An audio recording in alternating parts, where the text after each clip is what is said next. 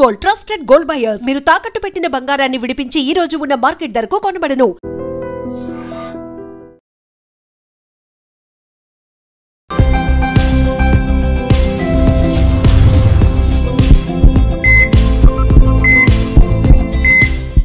Hi అండి, Eenadu Dil Se with me అంజలిలో my beautiful gynaecologist doctor Sasikala గారు is with me right now.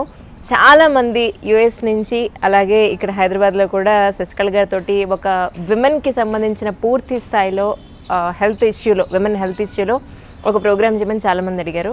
So ఆ point of వ్యూలో ఈరోజు శశికళ గారిని మరి దిల్సే విత్ అంజలికి వెల్కమ్ చెప్పేద్దాం. మ్యామ్ నమస్తే అండి. నమస్తే. మిమ్మల్ని ఇబ్బంది పెట్టాను, ఏమనుకోవద్దు, పండుగ రోజుల్లో కూడా ఏమనుకోని చెప్పమ్మా. మ్యామ్ చాలామంది మీ శశికళ గారి ద్వారా మా విమెన్ హెల్త్ ఇష్యూ గురించి మాట్లాడండి అని చెప్పని అడిగారు.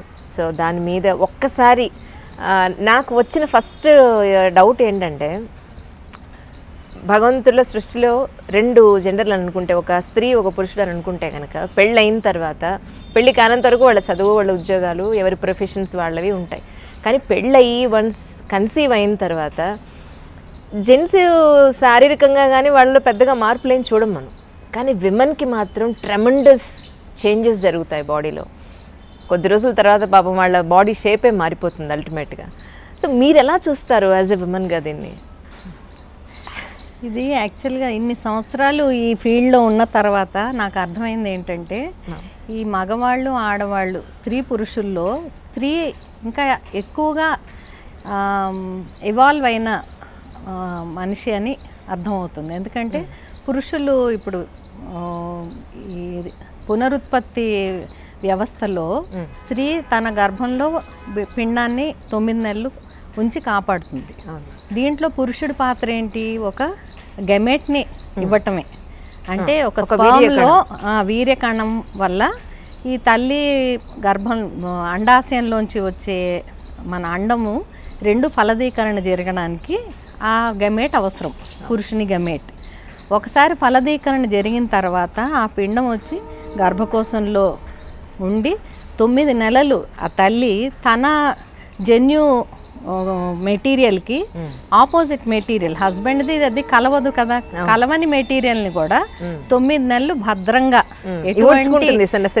మామూలుగా మనం కిడ్నీస్ కానీ లివర్ కానీ ట్రాన్స్ప్లాంట్ చేసాం అనుకోండి, ఇంకొకరి శరీరంలోంచి ఒకరికి ట్రాన్స్ప్లాంట్ చేసినప్పుడు అది రిజెక్ట్ చేయకుండా ఎన్నో ఇంజెక్షన్స్ మందులు ఇవ్వాల్సి వస్తుంది. లేకపోతే బాడీ రిజెక్ట్ చేస్తుంది. తన సెల్ కానిది ఏదున్నా కూడా శరీరం యాక్సెప్ట్ చేయదు. అటువంటిది తన సెల్ కాని భర్త జన్యు మెటీరియల్ కలిగిన పిండాన్ని మరి 9 నెలలు తల్లి ఎంతో శ్రద్ధగా ఎంతో ఇష్టంగా కాపాడి 9 నెలలు పెంచి ఆ తర్వాత డెలివరీ అవ్వటానికి చేస్తుంది. సో దీనికి ఎన్నో సిస్టమ్స్ సహకరించాలి. స్త్రీ గర్భాశయంలో ప్రతి నెల సంసిద్ధత రెడీగా ఉండాలి గర్భానికి. అది కానప్పుడు ఋతుక్రమం ద్వారా బ్లీడింగ్ అయిపోవాలి. సో ప్రతి నెల అండం విడుదల అవ్వాలి. అండం విడుదల అవ్వాలంటే శరీరంలో ఎన్నో మార్పులు రావాలి. అది లూనార్ సైకిల్ తోటి అలైన్మెంట్ అంటాం. అంటే చంద్రుడు ఎలాగ 14 రోజులు కృష్ణపక్షం శుక్లపక్షం లాగానే 14 రోజులు ప్రాలిఫరేటివ్ ఫేజ్ అంటాం. అంటే ఆ గర్భకోశం పొర పెరుగుతుంది. దాని తర్వాత అండం విడుదల అవుతుంది. విడుదల అయిన తర్వాత ప్రిపరేషన్కి సెక్రీటరీ ఫేజ్ అంటాం. అంటే ఒకవేళ గర్భం వచ్చి నిలిచిందంటే దాన్ని పోషించటానికి కావలసిన గ్లూకోజు ఇతర రసాయనాలని తయారు చేసి రెడీగా ఉంచుతుంది. ఎప్పుడైతే పిండం వచ్చి గర్భధారణ కాదో ఆ హార్మోన్స్ మళ్ళీ తగ్గిపోయి మళ్ళీ ఋతుక్రమం వస్తుంది. So lunar cycle. సో ప్రతీ నెల కూడా ఈ ఆటుపోట్లు అప్ అండ్ డౌన్ అన్న సైకిల్ ఆ స్త్రీ మోయాలి. వీటన్నిటికీ మళ్ళీ అన్ని ఎండోక్రైన్ సిస్టమ్స్ అంటే మెదడులో ఉన్న పిట్యూటరీ, హైపోథలామస్, పిట్యూటరీ, థైరాయిడ్ గ్రంథి, అడ్రీనల్ గ్లాండు, ఇన్సులిన్ ప్రొడ్యూస్ చేసే ప్యాంక్రియాసు, తర్వాత రీప్రొడక్టివ్ ఆర్గన్స్, ఓవరీస్లో ఉన్న ఈస్ట్రోజన్, టెస్టోస్టోన్, ఇన్ని హార్మోన్స్ కూడా సమతుల్యంగా ఉండాలి. సో అందుకని చాలా కాంప్లెక్స్ అన్నమాట స్త్రీ జీవితమే కాంప్లెక్స్ కాదు, స్త్రీ శరీరంలో ఉన్న నిర్మాణం కూడా చాలా కాంప్లెక్స్. అది సో అంటే చాలామంది అంటే కొన్ని డౌట్స్ ఉన్నాయి మ్యామ్. ఆ డౌట్స్ అన్ని ఈరోజు మీ ఇంటర్వ్యూ ద్వారా కొన్ని క్లారిఫై ఇద్దామని అనుకుంటున్నాను ప్రజలకి. ఒకటి ఏంటంటే కన్సీవ్ అయిన వెంటనే ఈ ఈ మన నెల వరకు కూడా పప్పాయి తింటే అబార్షన్ అయిపోతుందనే ఒక టెన్షన్ ఉంటుంది. అది ఎంతవరకు నిజం అంటారు మ్యామ్? అది అస్సలు నిజం కాదు. ఎందుకంటే పప్పాయ వల్ల అబార్షన్ అవుతుంది అన్నది నిజం కాదు. నాకు తెలిసి చాలామంది అమ్మాయిలు ఇప్పుడే గర్భం వద్దనుకున్నప్పుడు అనుకోకుండా ప్రెగ్నెన్సీ వస్తే, ఒక అమ్మాయి నాకు తెలిసి రోజుకు 5 గంటలు డాన్సరు 5 గంటలు డాన్స్ చేయటము, కొంతమంది లోటాలు పప్పాయ రసం తాగటము, కొంతమంది బోర్లా పండుకొని వద్దనుకున్నప్పుడు వాళ్ళ ఫ్రెండ్స్తో వీపు మీద తొక్కించుకోవటము, ఇలాంటివన్నీ చేసి మా దగ్గరికి వచ్చిన వాళ్ళు ఉన్నారు. ఏమీ కాలేదు, గర్భస్థ శిశువుకి ఏమీ కాలేదు, తల్లికి ఏం కాలేదు, శుభ్రంగా 9 నెలలు అయినాక కన్నారు వాళ్ళు. కాబట్టి ఇవన్నీ ఏంటంటే హెల్దీ ప్రెగ్నెన్సీ ఉన్నప్పుడు ఏం చేసినా ఏం కాదు. ఒకవేళ ప్రెగ్నెన్సీ సక్రమంగా ఇంప్లాంట్ కానట్లయితే మనం ఏమి ఇచ్చినా కానీ అది ఉండదు. కాబట్టి హార్మోన్స్ అన్నవి శరీరంలో వాటంతటా న్యాచురల్గా తయారయ్యి శరీరంలో గర్భస్థ పిండాన్ని సపోర్ట్ చేయాలి. కొన్ని విషయాలు అంటే ఇప్పుడు ఏఆర్టీ ప్రొసీజర్స్ ఉన్నాయి, ఐయుఐలు, ఐవీఎఫ్లు, వాళ్ళ శరీరంలో హార్మోన్ సమతుల్యత తక్కువ ఉన్నప్పుడు, పీసీఓఎస్ ఇటువంటి ప్రాబ్లమ్స్ ఉన్న వాళ్ళకి లూటియల్ ఫేజ్ డిఫెక్ట్ అంటాం. అలాంటి ప్రాబ్లమ్స్ ఏమన్నా ఉంటే దానికి హార్మోన్ సపోర్ట్ ఇవ్వాలి. లేకపోతే ఆరోగ్యవంతమైన గర్భంతో ఉన్న స్త్రీకి సాధారణంగా ఏం చేసినా ఏం కాదు. ఓకే, అదే ఇప్పుడు మీరు చెప్తున్న కండిషన్స్లో కూడా పిండానికి ఏమీ కాకుండా సేఫ్గా ఉంది అని. మా అమ్మాయి మెట్లు ఎక్కచ్చా అండి, 2 అంతస్తులు మేము రోజుకు 2 సార్లు పైకి ఎక్కచ్చా అని అడుగుతారు, కింద కూర్చోవచ్చా అని అడుగుతారు, వంగి ఏమన్నా పనులు చేయొచ్చా అంటారు. మరి పల్లెటూరులో చూస్తూనే ఉంటాము, అందరూ వంగి నాట్లేసే వాళ్ళు నాట్లేస్తుంటారు, కూలి మనుషులు తల మీద తట్టను బరువు మోసి పైకి ఎక్కుతూ ఉంటారు. వాళ్ళు గర్భంతో ఉంటే వాళ్ళకి ఏమీ కాదు. జనరల్గా ఏమంటే వాట్ ఎవర్ యువర్ అకస్టమ్డ్, మీకు అలవాటైన పని ఏదైనా కూడా సునాయాసంగా చేయొచ్చు హెల్దీ ప్రెగ్నెన్సీ అయితే. ఎప్పుడైనా మాయ కిందగా ఉండటము, బ్లీడింగ్ అవ్వటము, లేదా ట్విన్ ప్రెగ్నెన్సీ ఉండి ఏదన్నా సమస్యలు ఉన్నట్లయితే అటువంటప్పుడు కొంచెం రెస్ట్ చెప్తాం, కానీ మామూలుగా అయితే రెస్ట్ అవసరం లేదు. ఏ పని అయితే వాళ్ళు చేసుకుంటున్నారో దాన్ని నిరభ్యంతరంగా చేసుకోవచ్చు. ఓకే, జనరల్గా మీ మెడికల్ టెర్మినాలజీలో హై రిస్క్ ప్రెగ్నెన్సీస్ అంటూ ఉంటారు. ఎలాంటి ప్రెగ్నెన్సీస్ని హై రిస్క్ ప్రెగ్నెన్సీస్ అంటారు మ్యామ్? హై రిస్క్ ప్రెగ్నెన్సీ అంటే ఆ ప్రెగ్నెన్సీ వలన తల్లికి ఏదైనా ప్రమాదం సంభవించేటట్లయితే అది హై రిస్క్ అంటాం. రెండోది ఆ ప్రెగ్నెన్సీ వల్ల గర్భస్థ శిశువుకి ఏమన్నా ప్రాబ్లం వస్తుంది అనుకుంటే అది కూడా హై రిస్క్ ప్రెగ్నెన్సీ కింద పరిగణిస్తాం. సో ఈ హై రిస్క్ ప్రెగ్నెన్సీకి కారణాలు కొన్ని, తల్లికి ఉన్న వ్యాధుల వలన, ఒకవేళ తల్లి ఆల్రెడీ డయాబెటిక్ అయి ఉండొచ్చు, లేదా హై బీపీతో బాధపడుతూ ఉండొచ్చు, ఊబకాయం ఉండొచ్చు, ఇటువంటి సమస్యలు. కొంతమందికి ఎపిలెప్సీ ఉంటుంది, ఎపిలెప్టిక్ మదర్స్. సో వేరే మందులు వాడుతూ ఉన్నది, వ్యాధుల కోసం వేరే మందులు వాడుతూ ఉండొచ్చు. కొన్నిసార్లు సిస్టమిక్ లూపస్ లాంటివి, connective tissue disorders, rheumatoid arthritis, కొంతమందికి థ్రాంబోసైటోపీనియా ఉంటుంది. ఇలాంటి సమస్యలు ఉన్నప్పుడు వాళ్ళకి ఆల్రెడీ రిస్క్ ఫ్యాక్టర్స్ ఉన్నాయి, కాబట్టి దాన్ని కూడా మనం పరిగణలోకి తీసుకోవాలి. గర్భం ద్వారా వచ్చే మార్పులకి ఈ వ్యాధి వల్ల ఇంకా ఎక్స్ట్రాగా తల్లికి ఏమన్నా ప్రాబ్లం వస్తుందా చూసుకోవాలి, అది హై రిస్క్ కింద. అలాగే గర్భంతో ఉన్నప్పుడు గర్భకోశంలో ఏదన్నా ప్రాబ్లమ్స్ ఉంటే, ఒక్కొక్కసారి ఫైబ్రాయిడ్స్ ఉండొచ్చు, వేరే సమస్యలు ఉన్నట్లయితే, లేదా షేప్ ఆఫ్ ద యూట్రస్ వేరుగా ఉండటము, ప్రీవియస్గా అమ్మాయికి రిపీటెడ్గా ప్రెగ్నెన్సీస్ పోవటం, అబార్షన్స్ అవ్వటము, లేదా ఫస్ట్ మిడ్ ట్రైమెస్టర్లో అబార్షన్స్ అవ్వడం, ఇవన్నీ కూడా రిస్క్ ఫ్యాక్టర్స్ అన్నమాట. ఓకే, అలాగే గర్భస్థ శిశువుకు కూడా ఏమన్నా ప్రాబ్లమ్స్ అంటే గ్రోత్ తక్కువగా ఉండి బేబీ ఎదుగుదల సరిగా లేకపోవటము, ప్రిమెచ్యూర్ డెలివరీ అయ్యే అవకాశం ఉన్నది, ఇవన్నీ కూడా హై రిస్క్ ఫ్యాక్టర్స్. మాయ ప్లసెంటా కిందకు ఉన్నట్లయితే లో ప్లసెంటా ప్రీవియా అంటాము. ఇటువంటి సమస్యలు, ప్రీ ఎక్లాంప్సియా, కొంతమందికి గర్భంతో ఉన్నప్పుడు మాత్రమే బీపీ పెరుగుతుంది, ప్రీ ఎక్లాంప్సియా వచ్చి వాళ్ళకి ఫిట్స్ వచ్చే అవకాశం ఉంటుంది, ఎక్లాంప్సియా అంటాం. ఇలాంటి సమస్యలు ఉన్నప్పుడు మరి కొంతమందికి కిడ్నీ ప్రాబ్లమ్స్ ఉంటాయి, రీనల్ ప్రాబ్లమ్స్ ఉండొచ్చు, హిమటలాజికల్ ప్రాబ్లమ్స్ ఉండొచ్చు. ఇవన్నీ కూడా హై రిస్క్ ప్రెగ్నెన్సీ కిందకు వస్తాయి. ఓకే. ఇప్పుడు ఈ మధ్య కాలంలో గత 2-3 ఏళ్ళుగా కనుక మీరు పీరియడ్ తీసుకున్నట్టయితే న్యూలీ మ్యారీడ్ కపుల్ ఎలాంటి సమస్యలతో మీ ముందుకు వస్తున్నారని మీ ఉద్దేశం? న్యూలీ మ్యారీడ్ కపుల్లు 2 ఎక్స్ట్రీమ్స్ ఉన్నారండి. ఒక ఎక్స్ట్రీమ్ ఏంటంటే పెళ్ళి 5 ఏళ్ళైనా 6 ఏళ్ళైనా వాళ్ళు ఫ్యామిలీ లైఫ్ మొదలు పెట్టకుండా అమ్మాయి భయపడుతోందనో అమ్మాయికి ఇష్టం లేదనో అయినా కూడా బయటికి రాకుండా మా దాకా రాకుండా 5-6 ఏళ్ల తర్వాత పిల్లల కోసం వచ్చినప్పుడు అప్పుడు ఎగ్జామిన్ చేద్దాం అనిపోతే అప్పుడు తెలుస్తుంది మాకు. అలా కూడా వస్తున్నారు పేషెంట్స్. మరి కొంతమందికి ఏంటంటే ఇప్పుడప్పుడే వద్దనుకొని పోస్ట్పోన్ చేసుకొని ఉంటారు. కొన్ని 4-5 సంవత్సరాలు అసలు అంటే కాంట్రసెప్షన్ వాడుతూ పిల్స్ అన్న వాడుతుంటారు లేదా కాండమ్స్ యూజ్ చేస్తారు. ఆ తర్వాత మానేసి ఇప్పుడు పిల్లలు కావాలి అనుకుంటే చాలామందికి ఉన్న అపోహ ఏంటంటే ట్రై చేయడం మొదలు పెడితే 1-2 నెలల్లో పిల్లలు పుట్టేస్తారన్న అపోహ. సో 2-3 నెలల్లో ప్రెగ్నెన్సీ రాకపోతే వెంటనే ఏదో అయిపోయిందని మళ్ళీ పరిగెత్తుకొస్తారు. సో వీళ్ళకి మేము ఏం చెప్తామంటే 100 మంది కపుల్స్ ఎటువంటి సమస్య లేకుండా అన్ని ఏ ప్రాబ్లం లేకుండా ఉన్నవాళ్ళు కూడా 100 మంది కపుల్స్ 1 ఇయర్ అంటే 12 నెలలు ఎటువంటి నార్మల్గా కలిసి ఉన్న తర్వాత కూడా 75% మందే ప్రెగ్నెంట్ అవుతారు. ఓకే. అంటే 12 నెలలు ఎక్స్పోజర్ ఉంటే కూడా 100% ప్రెగ్నెన్సీ రాదు, ఏ సమస్య లేదు అని ఎక్స్క్లూడ్ చేసిన వాళ్ళలో కూడా. ఓకే. సో 25% మిగిలిన 25%లో ఒక 12% నెక్స్ట్ ఇయర్లో, ఇంకో 12% 3 ఏళ్ళు కూడా పట్టచ్చు వాళ్ళకి ప్రెగ్నెన్సీ రావటానికి.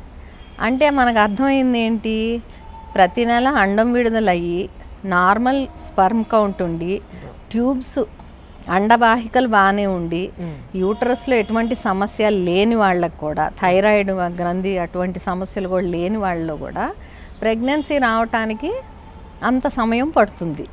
దీనికి కారణం ఏంటంటే రిలీజ్ అయిన అండము అది 24 నుంచి 36 గంటల కంటే ఎక్కువ ఉండదు దాని లైఫ్. రైట్. అదే స్పర్మ్ లైఫ్ 48 అవర్స్ నుంచి 72 గంటలు, 48 నుంచి 72 గంటలు. సో ఆ విండో, ఫర్టైల్ విండో అన్నది చాలా నేరో. రైట్. సో ఆ అండం విడుదలైన 36 గంటల లోపలే అది ఫలదీకరణ జరగాలి. అది జరగాలంటే 48 నుంచి 72 గంటల లోపు స్పర్ము స్ఖలించాలి. అప్పుడే కానీ అది ఫలదీకరణ జరగదు. సో ఆ నేరో విండో అయిన తర్వాత ఆ ఫలదీకరణ జరుగుతుంది అన్నానికి ఆ సమయంలో లో ఎన్విరాన్మెంటల్ ఫ్యాక్టర్స్ అంటాం, చుట్టూ ఉన్న పరిసరాలు అనువుగా ఉండాలి, యాంటీ ఫర్టిలిటీ ఎఫెక్ట్స్ ఉండకూడదు. దాని తర్వాత వచ్చినాక ఎండోమెట్రియం రిసెప్టివ్గా ఉండాలి. ఆ రిసెప్టివిటీ అది చాలా ఇంపార్టెంట్ యాక్చువల్గా. ఎండోమెట్రియం అంటే గర్భకోశ లోపలి పొర ఈ ఫలదీకరణ జరిగిన పిండాన్ని దాంట్లో చొచ్చుకుపోవడానికి వీలుగా అది ఉండాలి. సో ఇవన్నీ ఇంపార్టెంట్. అన్ని సిచ్యువేషన్ కరెక్ట్గా ఉండాలంటే టైం పట్టచ్చు. అంటే చుట్టూ ఉన్న వాతావరణం కూడా కలిసి రావాలన్నారంటే ఆ పాయింట్ ఏంటంటారు? నా జనరల్ కామన్ మనకు అర్థమయ్యేలాగా అని చెప్పగలుగుతాం. వాతావరణం అంటే ఆ చుట్టుపక్కల ఉన్న ఎండోమెట్రియము, ఫిమ్రియాలో అండవాహికల్లో ఫ్లూయిడ్, సీలియరీ మూవ్మెంటు అన్నీ కూడా ఇంపార్టెంట్ అన్నమాట. తర్వాత ట్యూబ్ స్పాజం, మనం టెన్షన్లో ఉన్నారనుకోండి యాంగ్జైటీ వచ్చేస్తుంది. అప్పటికి 26 ఏళ్ళకో 28 ఏళ్ళకో పెళ్ళిళ్ళు చేసుకుంటారు అనుకోండి. 30 ఏళ్ళు వచ్చే వరకు రిలాక్స్గానే ఉంటారు. 30 అదేదో ఒక నంబర్, మ్యాజిక్ నంబర్ లాగా 30 అయ్యేటప్పటికి నేను ప్రెగ్నెంట్ అవ్వాలి, డెలివర్ అవ్వాలి అనుకుంటారు. అప్పుడు ప్రయత్నం చేస్తే 3 నెలలు ప్రెగ్నెన్సీ రాలేదు, ఇంకా టెన్షన్ బిల్డప్ అవుతుంది అనమాట. ఆ టెన్షన్లో బాడీ ఆ టెన్షన్కి కూడా స్పాజంలోకి వెళ్తుంది. నేను ఒక విచిత్రమైన కేసు అని చెప్పను కానీ, ఒక ఆవిడ 10 సంవత్సరాలుగా ప్రెగ్నెన్సీ రాలేదు. ఆవిడకి ల్యాప్రోస్కోపీ చేయించుకున్నారు ఎక్కడో, అంతా బాగుందన్నారు. నా దగ్గరికి వస్తే నేను చూసి అంతా బాగానే ఉందమ్మా అన్నాను. సో దాన్ని అన్ఎక్స్ప్లెయిన్డ్ ఇన్ఫర్టిలిటీ అంటాం. ఓకే. సో ఇది ఎప్పుడు నేను చెప్పేది 25 ఏళ్ల క్రితం. ఓకే. అప్పుడు ఇక్కడ మన దగ్గర హైదరాబాద్లో IVF లేదు. ఓకే. సో బాంబేలో ఒక స్పెషలిస్ట్ నాకు తెలిసిన ఆవిడ, పెద్ద ఆవిడ దగ్గరికి పంపించాను. అక్కడికి వెళ్ళి పోనీ అన్ఎక్స్ప్లెయిన్డ్ కాబట్టి IVFకి వెళ్ళు అని వెళ్ళి ఆవిడని కలిస్తే ఆవిడ నెక్స్ట్ మంత్ రమ్మని చెప్పారు. చెప్తే ఆవిడ సరే అని ప్రిపేర్ అయ్యి వచ్చేసింది. వచ్చి హస్బెండ్ నిజామాబాద్లో ఉంటే ఆ మంత్ అక్కడికి వెళ్ళింది, అక్కడ ఉంది. ఆ మంత్ పీరియడ్ రాలేదు ఆవిడకి. అయితే చూసుకుంటే ప్రెగ్నెన్సీ టెస్ట్ పాజిటివ్. అంటే ఏంటి, ఆ నెల ఆవిడ మైండ్లో ఆ థాట్ తీసేసింది, ఎలాగో నెక్స్ట్ మంత్ నేను ఐవీఎఫ్కి వెళ్తున్నాను, అప్పుడు ఆవిడ నాకు సమస్యకి ఆన్సర్ వస్తుందని ఈ మంత్ ఆవిడ దాని గురించి ఆలోచించాలి. ఆ నెల ప్రెగ్నెంట్ అయింది ఆవిడ. So mental condition also very important. So ఆవిడ మళ్ళీ ఆ బేబీ నార్మల్ డెలివరీ అయ్యి మళ్ళీ 2 ఏళ్ళకి మళ్ళీ ప్రెగ్నెంట్, స్పాంటేనియస్ ప్రెగ్నెన్సీ, 2 అబ్బాయిలు. దాని తర్వాత మళ్ళీ ఇంకో ప్రెగ్నెన్సీ వస్తే నాకు ఇంకొద్దు చాలు అని ఎంటీపీ కూడా చేయించుకున్నారు. సో అలా ఉంటుంది అన్నమాట. మేము ఇవన్నీ చూస్తే మరి ఏం చెప్పాలి, ఎంతోమంది పేషెంట్స్ ఫస్ట్ ప్రెగ్నెన్సీకి ఐవీఎఫ్కి వెళ్తారు. ఇలాగా ఈ పేషెంట్ వెళ్ళినట్టే ఐవీఎఫ్కి వెళ్ళి కన్సీవ్ అయిన వాళ్ళు రెండోసారి ఏ ట్రీట్మెంట్ లేకుండా ప్రెగ్నెంట్ అవుతారు. ఐవీఎఫ్లో కూడా ఫెయిల్ అయ్యే సందర్భాలు ఉంటాయండి మీ ఉద్దేశ ప్రకారం? ఉంటాయి కదా, ఎందుకంటే ఎంత మంచి సెంటర్లో కూడా ఐవీఎఫ్ సక్సెస్ అన్నది 35 to 45%. మిగతా 60% వాళ్ళకి ప్రెగ్నెన్సీ రాదు ఐవీఎఫ్ చేసినా కూడా. సో ఒక్క మనిషి 3-4 సైకిల్స్ ట్రై చేయాల్సి వస్తుంది, క్యుములేటివ్గా ప్రెగ్నెన్సీ రేట్ పెరుగుతుందని. ఇది కూడా ఇప్పుడు ప్రస్తుతం రీసెర్చ్లో ఉన్నది. నేను అన్నట్టు ఈ ఎండోమెట్రియల్ రిసెప్టివిటీ అన్నీ ఐవీఎఫ్లో మనం బయట ఫర్టిలైజ్ చేస్తున్నాము, పిండాన్ని తీసుకెళ్ళి యూట్రస్లో పెడుతున్నాము, అయినా కూడా ఇంప్లాంట్ అవ్వటం లేదంటే ఎండోమెట్రియల్ రిసెప్టివిటీ ఆ విండో, అది కూడా నారో విండో అంటాం. సో ఆ రిసెప్టివిటీని పెంచడం కోసం ఇప్పుడు చాలా రీసెర్చ్ జరుగుతుంది అన్నమాట. రైట్. ఇప్పుడు మ్యారేజ్ అయిన తర్వాత కొద్ది కాలం పాటు పిల్లలు వద్దు అని అనుకుంటే కనుక సేఫెస్ట్ మెథడ్స్ అంటే ప్రస్తుతానికి మీరు అడ్వైస్ చేసేవి ఉన్నాయండి? సేఫెస్ట్ మెథడ్స్ అంటే యాక్చువల్గా కాండమ్ ఈజ్ గుడ్ మెథడ్, కానీ టిపికల్ యూజ్, ప్రాపర్ యూజ్ అంటాం. అంటే వాళ్ళు సరిగ్గా యూజ్ చేయగలిగితే కాండంతో కూడా ప్రెగ్నెన్సీ ప్రివెంట్ చేయొచ్చు. అంటే మెడిసిన్స్ వేసుకుంటే దానివల్ల సైడ్ ఎఫెక్ట్స్ ఉంటాయి అనేది ఎంతవరకు కరెక్ట్ అంటారు, ఎస్పెషల్లీ ఈ పిల్లల ఇష్యూలో?